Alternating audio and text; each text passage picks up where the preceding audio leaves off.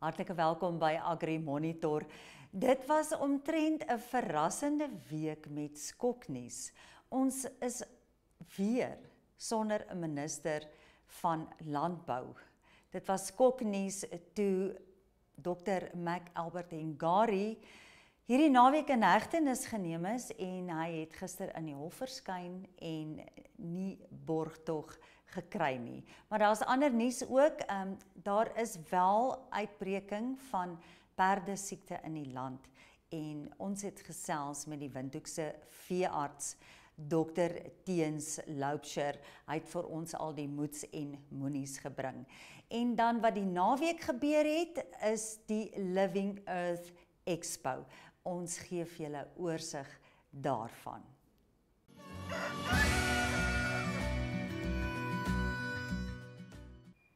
Baie welkom aan Dr. Teens Loubser, bekende veearts. Laaste ons mekaar gesien het in my hoender behandel, maar hierdie keer praat ons oor perde. Welkom Teens.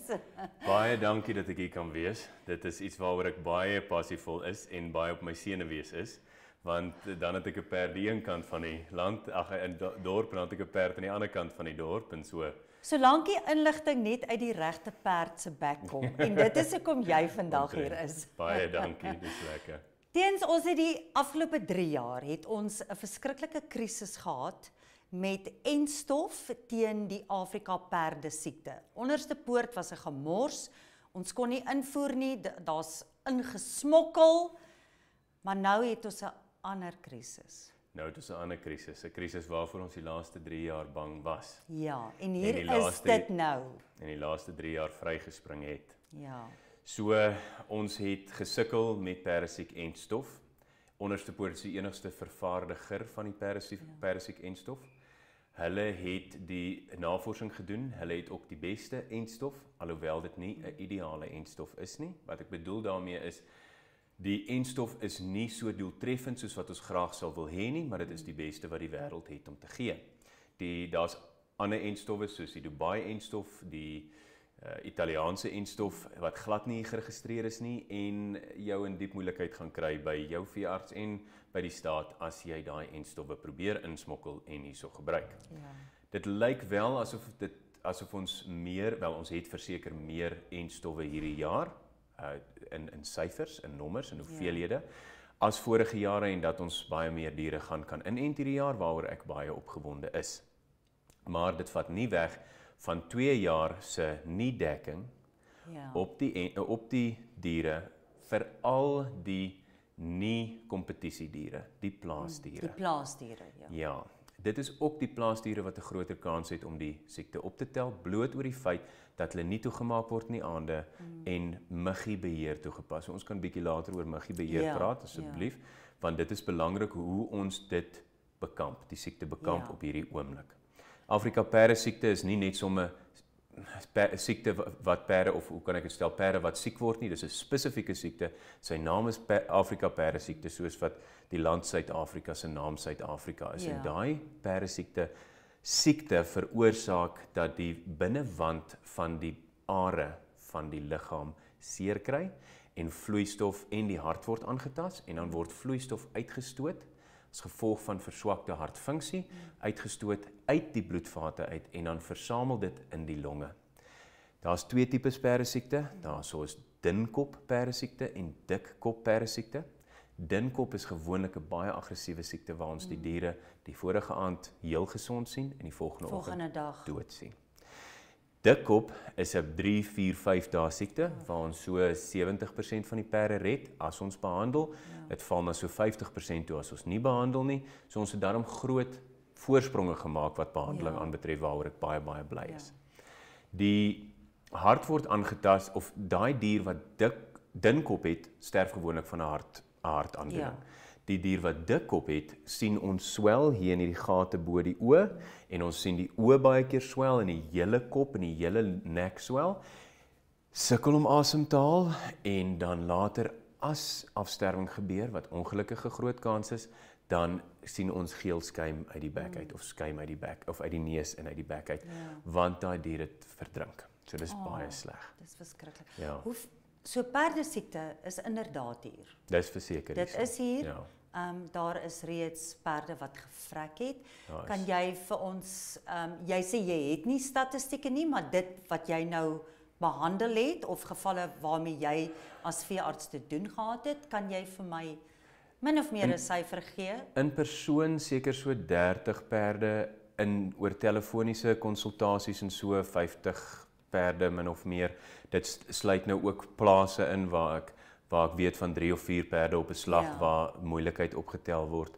En so dit is min of meer my statistiek, is so 50 tot 70 perde totaal, waarvan ons so 20 tot 30% verloor.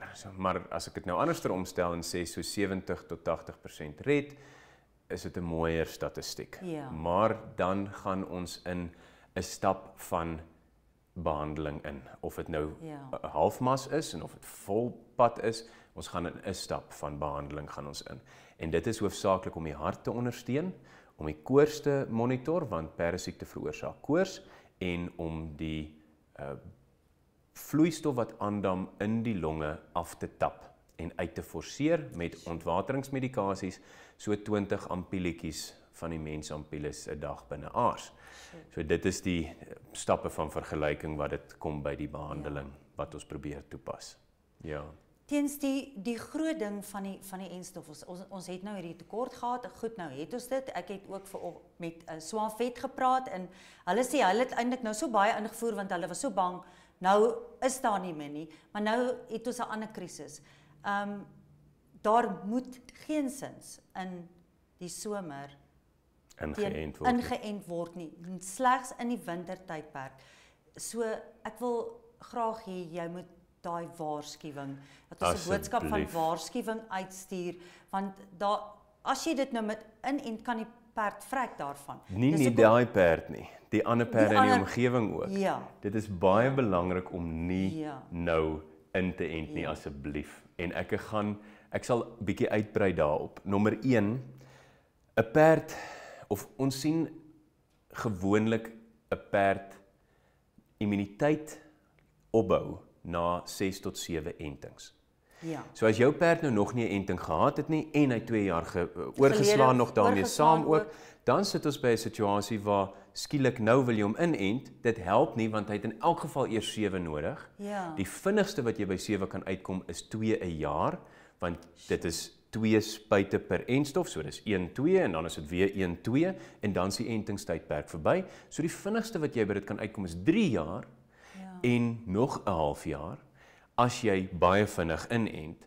So asseblief moenie nou inent vir daai rede nie. Dit gaan nie help om daai perd te help nie. Die volgende kruks, miskien wil ek hom eers te noem, is die muggie kan daai entstof, wat 'n lewendige entstof is wat minder gevaarlik gemaak is, kan daai entstof vat en weer in 'n gevaarlike weergawe verander. En dan versprei jy dit in die diere in die omgewing. Dis 'n muggie wat dit versprei. En hy vlieg oral heen. En hy kan gaan daar waar die wind hom waai. Dit is kilometers en kilometers en honderde kilometers wat hy kan vlieg. En daai kan hy dan versprei na ander plase toe. So ons het vir 2 jaar geen enstof gehad nie. En ons het vir 2 jaar in die hele land net 2 gevalle per jaar gehad. Nou vra ek af, is dit nie potensieel as gevolg van die feit dat ons nie mense het wat verkeerd ingespuit het nie? Want baie boere en perdemense en boere weet hulle moet inent, maar hulle luister nie na wanneer ingeënt word nie. En ek is jammer as ek dit so direk stel en jy kan vir my kwaad wees aanlyn, maar dit is die realiteit. En dan spuit hulle in wanneer hulle daaraan dink, gou oor Desember, want 20 jaar terug het ons in Desember gespuit en dan veroorsaak ons 'n uitbraak. En so ek vra daai vraag af, ek het nie 'n bewys daarvoor nie, maar ons weet dat daar gevalle was waar die muggie die siekte in 'n gevaarlike weergawe verander het, en daaroor verwag of is daar 'n korrelasie tussen die feit dat ons geen entstof gehad het nie, en nou skielik wanneer ons entstof het in die publiek se hande, het ons nou 'n uitbraak. Nou daardeur sê ek nie dat die entstof verkeerd is nie. Ek sê die verkeerde toepassing van daai entstof is verkeerd, want ons het die laaste 2 jaar genoeg entstowwe gehad vir die kompetisieperde. En daai kompetisieperde is ingeënt deur veeartse op die regte tyd sonder om daai reël te breek. En ons het vir 2 jaar nie 'n uitbraak gehad nie. So dis nie asof die enstof nie toegedien was die laaste ruk nie. Hy was net ordentlik toegedien die laaste 2-3 jaar. So daaroor is my vraag. Ek laat hom net by die mense, asseblief moenie nou inent nie. So dit is 1. Dit vat tot en met 7 entings vir die dier om. En dit kan veroorsaak dat dit 'n uitbraak of dit kan 'n uitbraak veroorsaak. Ek het al gehoor, alhoewel ek nie daai feite of dit as feit het nie, dat dit al siekte in die verkeerde tyd in die spesifieke perd wat jy ingeënt het al veroorsaak het. Maar die entstof is die enigste manier om dit te stop. Al is daar diere wat al ingeënt is en baie keer ingeënt is, wat steeds siek word, wat steeds afsterf, is dit tot 'n mindere mate as die nie ingeënte diere, en dit is darm feit. Ja, teens vir perde-eienaars, kan jy net vir ons dalk net 'n wenk of 2 gee vir hoe om dit te voorkom, behalwe nou die enstof, want jy het gepraat van op stal staan, want jy sê dit is die plaasperde. Dit klink vir my die uithouritbedryf, dit is nie erg geraak nie. Die uithourit en die kompetisie. So 2 wenke, so 2 wenke wat 'n boer op 'n plaas moet doen om te voorkom dat reg, ek gaan soveel probeer gee as wat ek kan en jy as boer moet soveel probeer toepas. Ja, so die heel belangrikste is om muggibeheer toe te pas en die muggies van die perde af te hou. So as jy daagliks al jou perde kan inkry en hulle spuit teen muggies of 'n muggieweerende middel kan gee. So insekbeheer, muggibeheer. Dis nommer 1. Nommer 1. As jy jou diere as jy jou stal kan bou op 'n hoër as riviervlak, op die koppie kan bou, so as jy jou diere kan hou op die koppie, nommer 2. As jy hulle binne in 'n muggievaste stal kan sit, nog beter. So jy moet gasdrade, sifdrade. En daai is die heel belangrikste. Muggiebeheer, stalle op hoër plekke. Op hoër plekke. Dit is eintlik maar. En dan 2 keer 'n dag die koors neem, want as hy koors klim, dan wil jy kontak jou veearts, moenie net daar sit nie. Niemand van ons vra of ons vra so selde 'n konsultasie vir jou oor die telefoon, veral as jy 'n verhouding het met jou veearts. Kontak jou veearts sodat ons kan behandeling begin toepas of sodat jy ten minste kan behandeling begin toepas. Al wil jy nie hê ons moet self so maak nie. Teens baie dankie. Ek waardeer dit, altyd baie lekker om met jou te gesels en kom kuier asseblief weer en asseblief bel die veearts as jou dier siek is. Enige dier, bel jou veearts. Moenie laat 'n dier ly nie asseblief. Moet nie die wurms van onder die tong uitsny nie. Asseblief. Bel die veearts en luister. Bel die veearts. Hulle of haar. 7 jaar lank studeer. Ja, en ervaring daarmee saam. En ervaring. Baie dankie Teens, ek waardeer.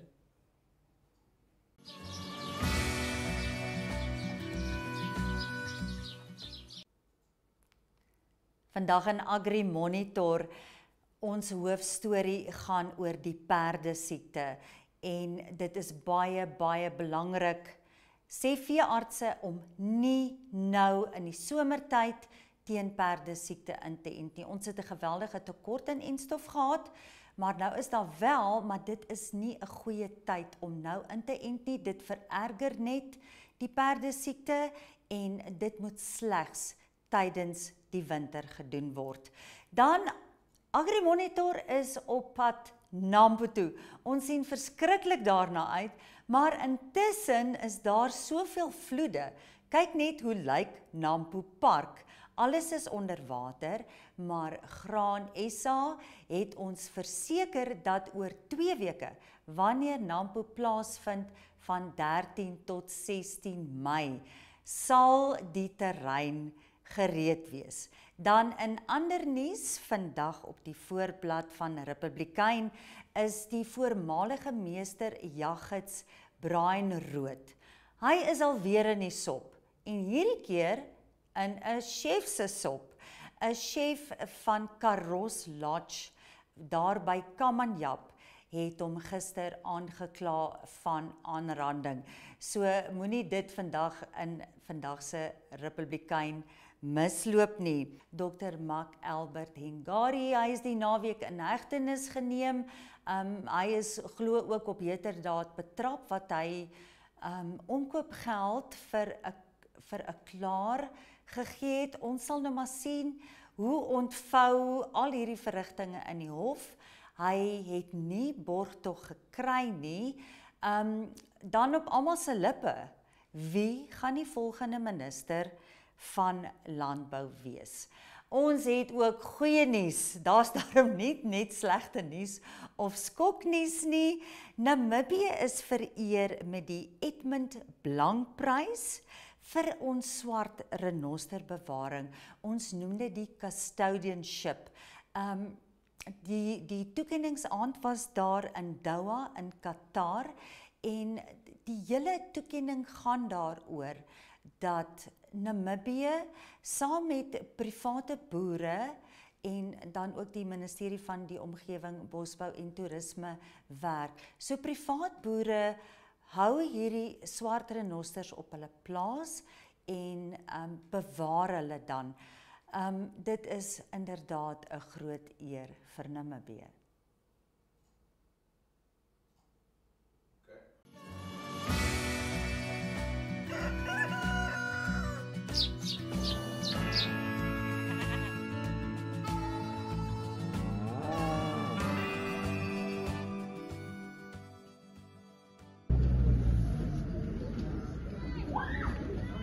Wat is hierdie tef?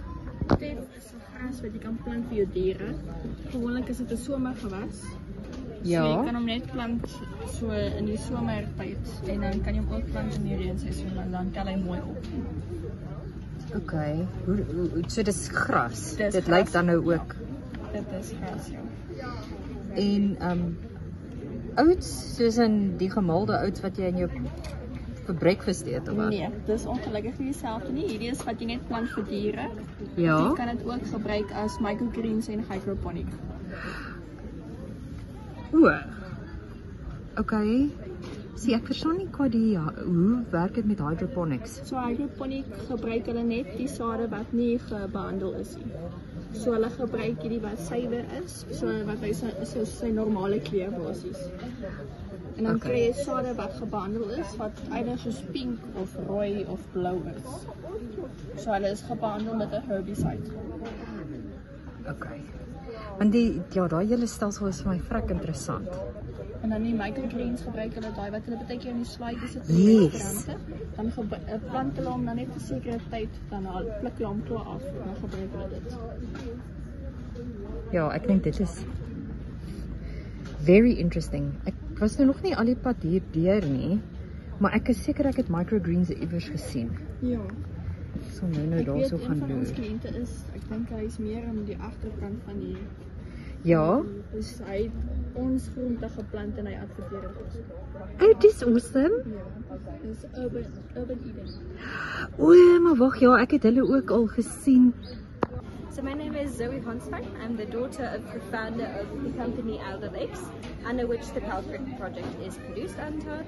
And the Palcreek project was brought to life by the fact that my mom used to work a lot in, or she works a lot in urban and peri-urban areas of the country, and she saw a lot of people, especially women in their household, who had open fires or in their houses when it was winter or when it was raining for them to cook. And so it was over the course of time she heard a lot of stories of shacks burning down, of people developing asthma due to the toxic smoke inhalation over the time. And so she was like, she has the knowledge for biomass fuel because she in her studies she's actually one of the 5 who in the sub area of Africa who has this master studies in everything biomass, charcoal and stuff like that. And so she was like, I can do something against this, let me just find a product. And so she found this stove, which was a patent in Zimbabwe, and turned it a bit into a different patent so it would work for Namibian conditions. And as such, she developed the stove, which has 2 different settings. So right over here we have a smaller chamber burning, and that chamber, once filled with biomass fuel, is able to burn about 1.5 hours. Now, what do you understand under biomass fuel? Biomass fuel is something that is wood that has a very high density and thus is able to burn longer. You add it into this patented stove, it will be able to concentrate the heat even better, thus making it able to burn as long. With a conventional wood, this would only burn about 30 minutes if even. And it takes a longer time to actually develop the intensity of the heat you have in here. And then as well, we have the second chamber right over here, which is about the larger one. It burns about 2.5 hours. And then as well, you could add a heating system on top of here, just as a little extra for those cold rooms that you have in your house in the winter. It works perfectly. Then you have a little handle, of course, to not burn yourself at any given moment. Once I get this out, or not.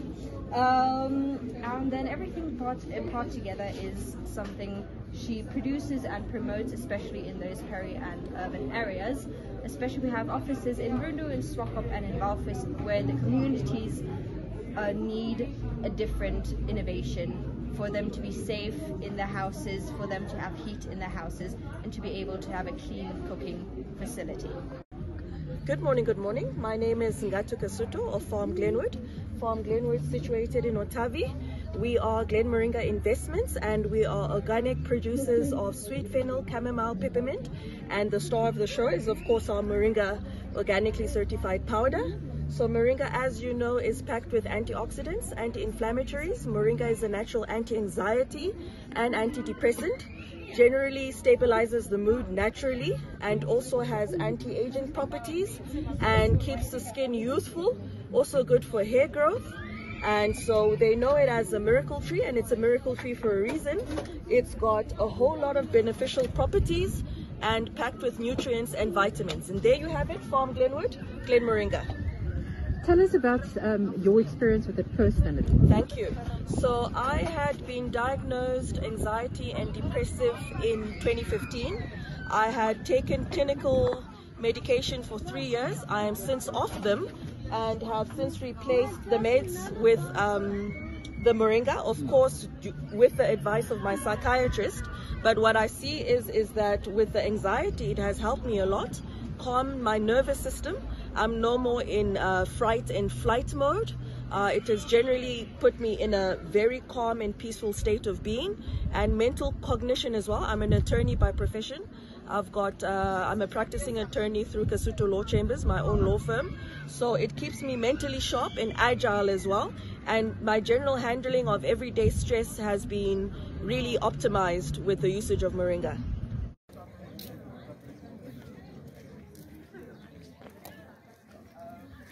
Hi, I'm Yolanda Nell. I am the organizer of the Living Earth Expo 2025, and I am happy to welcome you to see what we have created. It's so important for us to take a look at climate change and warmer weathers and patterns and how it's impacting Namibians especially. But more than that, it's so important to also focus on teaching people to create their own food, so that we are less inclined to go to the shops, because you can barter with your neighbor. His tomatoes look good, you have nice cucumbers, barter and exchange, and make sure you have your own food. Can we walk through and have a look? Yes, please, let me show you. Yes, please. So we have 5 themes for this year's expo. We are focusing on energy, so it is important to look at alternative energy measures. We also look at coordination, because Namibians need to take hands, and this is exactly what the Living Earth Expo is all about. It's about networking and making sure we interact with the correct people. Then obviously we have to focus about food, because it is about being sustainable and self-sufficient. And then we also have a look at water. Water conservation is extremely important. Namibians have been blessed with the amount of rain we've received, but that might not be the case for next year. So let me show you what we have in stock.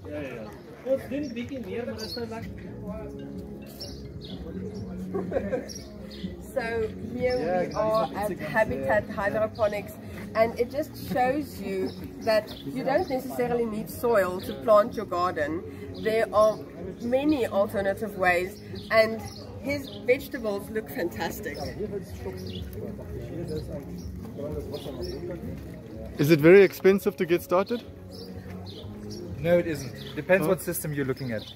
We've got the hydroponics tower here. This is the most expensive one. But if you want to go a bit more budget, then you would go with the NFT system, which is a channel system. This system, when you look at it, is around about, I would say, 800 to 1,000 Rand as it stands, with the pump, everything. Oh wow! So it's quite inexpensive to get started. I've got the nutrients, also very inexpensive. So no problem, no reason not to get started. How long would it take to set that up? You know, I set it up within a day. I would say you can easily do it within 2 days. But if you struggle, I can also help you with that. What's your name? Justus from Habitat Hydroponics. Go for it. So we are here at this engineering, and I don't know much about cars, but the fact that this is eco-friendly and it looks very cute, I think can really help a lot of farmers. And here the owner is now. Just look at that.